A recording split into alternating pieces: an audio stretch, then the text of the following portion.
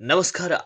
ಬೆಳಗಾವಿಯಲ್ಲಿ ಮತ್ತೊಂದು ಖಾಸಗಿ ಹೂಡಿಕೆ ಸಂಸ್ಥೆ ವಿರುದ್ಧ ಭಾರೀ ವಂಚನೆಯ ಆರೋಪ ಕೇಳಿಬಂದಿದ್ದು, ಸರಿಸುಮಾರು 3,500ಕ್ಕೂ ಹೆಚ್ಚು ಹೂಡಿಕೆದಾರರಿಂದ ಬರೋಬ್ಬರಿ 160 ಕೋಟಿಗೂ ಅಧಿಕ ಹಣ ಸಂಗ್ರಹಿಸಿ ಸಂಸ್ಥೆಯ ಪ್ರಮುಖರು ಎಸ್ಕೇಪ್ ಆಗಿದ್ದಾರೆ ಎಂದು ಆರೋಪಿಸಿ ಹೂಡಿಕೆದಾರರು ಜಿಲ್ಲಾಧಿಕಾರಿ ಕಚೇರಿ ಎದುರು ಪ್ರತಿಭಟನೆಯನ್ನು ನಡೆಸಿದ್ದಾರೆ.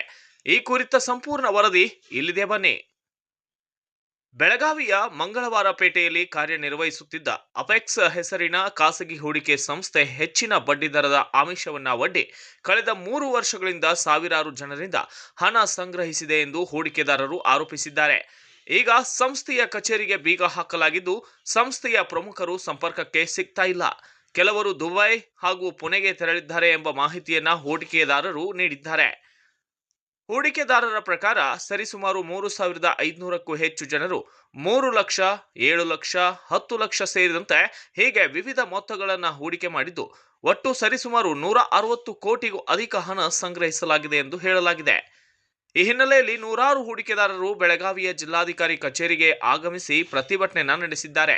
ಜಿಲ್ಲಾಧಿಕಾರಿಗಳಿಗೆ ಮನವಿ ಸಲ್ಲಿಸಿದ ಅವರು ಸಂಸ್ಥೆಯ ವಿರುದ್ಧ ತಕ್ಷಣವೇ ಎಫ್ಐಆರ್ ದಾಖಲಿಸಿ ಆರೋಪಿಗಳನ್ನು ಬಂಧಿಸಿ ತಮ್ಮ ಹಣವನ್ನ ಮರಳಿ ಕೊಡಿಸುವಂತೆ ಒತ್ತಾಯಿಸಿದ್ದಾರೆ. ಹೂಡಿಕೆದಾರರು ಸಂಸ್ಥೆಯ ಮಾಲೀಕರಿಗಾಗಿ ತಮ್ಮ ಹಣವನ್ನು ಮರಳಿ ಕೊಡಿಸುವಂತೆ ಒತ್ತಾಯಿಸಿದರು.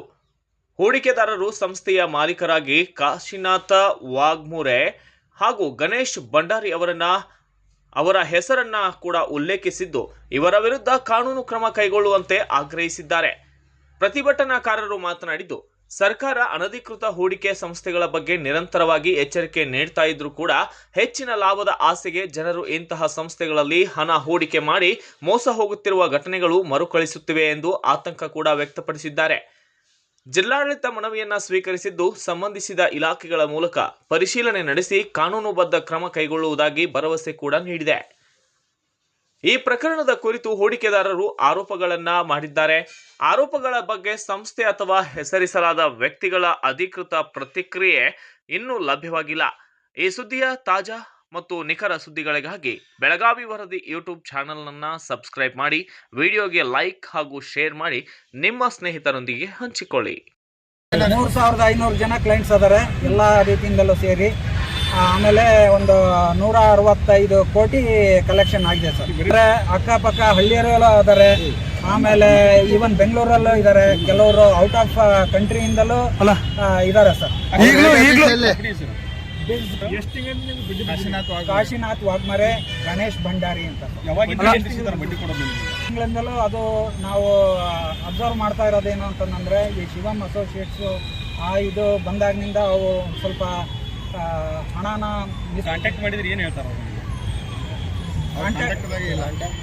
ಕಾಂಟ್ಯಾಕ್ಟ್ದಲ್ಲಿ ಅಂದರೆ ಅವರು ವಿಡಿಯೋ ಬಿಡ್ತಾರೆ, ಇಲ್ಲ ಇನ್ನು 3 ತಿಂಗಳು ಆಗುತ್ತೆ, ನಾವು ಈ ಥರ ಇದ್ದೀವಿ, ಜನರ ಸಮ್ಮುಖದಲ್ಲಿ ಬರ್ರಿ. ಯಾಕಂದರೆ 1 ಲಕ್ಷ ಕೊಟ್ಟಿರೋರು ಇನ್ವೆಸ್ಟರೇ, 1 ಕೋಟಿ ಕೊಟ್ಟಿರೋರು ಇನ್ವೆಸ್ಟರೇ. ನ್ಯಾಯಯುತವಾಗಿ ನಾವು ಎಲ್ಲ ಕ್ಲೈಂಟ್ಸು ನಿಮ್ಮ ಪರವಾಗಿ ಅದಾವೆ. ಆಯಿತು, ಆರ್ಥಿಕವಾಗಿ ನೀವು ದೌರ್ಬಲ್ಯರಾಗಿದ್ದರೆ ಅದನ್ನು ಎಲ್ಲರ ಮುಂದೆ ಇಡ್ರಿ. ಏನು ಬ್ಯಾಲೆನ್ಸ್ ಶೀಟ್ ಯಾರ್ಯಾರು ಮಾಡ್ಕೊಂಡ್ರು ಅದನ್ನೆಲ್ಲ ನಮ್ಮ ಜನರ ಮುಂದೆ ಇಡಬೇಕು, ಅಂದ್ರೆ ನಮ್ಮ ಕ್ಲೈಂಟ್ಸ್ ಮುಂದೆ ಇಡಬೇಕು ಸರ್. ನಮ್ಮ ಹೆಸರು ಅರವಿಂದ್ ಅಂತ. ಅಲ್ಲ, ಇಷ್ಟೆಲ್ಲ ಫ್ರಾಡ್ ಆಗ್ತಾ ಇರುವಾಗ ಸಾರ್ವಜನಿಕರಿಗೇನ ಇದೆಲ್ಲ ಸಾಮಾನ್ಯ ಧ್ಯಾನನೂ ಬರೋದಿಲ್ಲೇನ್ರಿ ನೀವು ಹೇಳ್ತಾ ಇದ್ರಿ? ಹೌದು ಸರ್, ಇದೆಲ್ಲ ಸಾಮಾನ್ಯ ಇದ್ರದ್ದೇ. ಬಟ್ ಈಗ 4 ವರ್ಷದ ಕೆಳಗಡೆಗೆ ಇದು ಇನ್ವೆಸ್ಟ್ಮೆಂಟ್ ಆಗಿ ನಾವು ಅದನ್ನ ಮಾಡ್ತೇವೆ. ಆದ್ರೂ ಕೆಲವರು ಆರ್ಥಿಕವಾಗಿ ಏನು ಈಗಲೂ ಡಿಪಾಸಿಟ್ ಮಾಡ್ತಾ ಇದಾರ? ಹೌದು ಸರ್.